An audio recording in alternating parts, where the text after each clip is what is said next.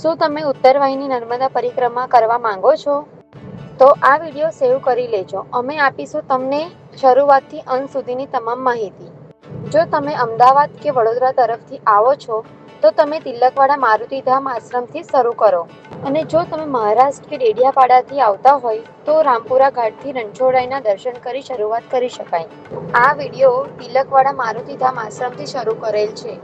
નર્મદા મૈયાની પરિક્રમા કરતી વખતે રસ્તામાં નાના મોટા મંદિરો આવે છે.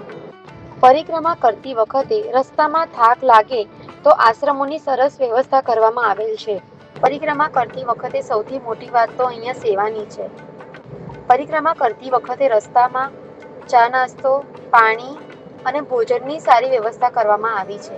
રસ્તામાં ચાલતા ચાલતા નાના મોટા મંદિરના દર્શન કરી હર હર નર્મદેના નારા સાથે ક્યારે નંદીઘાટ આવી જશે એ ખબર નહીં પડે. નંદીઘાટ પહોંચતા સુધી વહીવટી તંત્ર દ્વારા સાઈડમાં બેરિકેડ અને લાઇટિંગની ખૂબ જ સરસ વ્યવસ્થા કરવામાં આવી છે.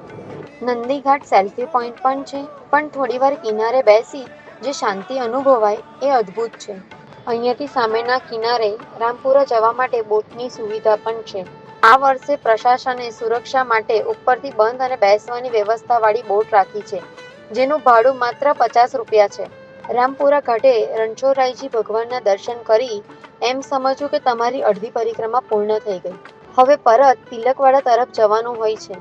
પરત ફરતી વખતે નદી પાર કરવા માટે સરકારી તંત્ર દ્વારા હંગામી બ્રિજ બનાવવામાં આવ્યો છે. હંગામી બ્રિજ પર ચાલીને તમારે નર્મદા નદી પાર કરવાની રહેશે. ખાસ યાદ રાખજો, જલજીવોને કારણે નદીમાં નહાવાની મનાઈ છે, પણ તંત્ર દ્વારા સ્નાન કરવા માટે ફુવારાની સુંદર વ્યવસ્થા કરવામાં આવેલ છે.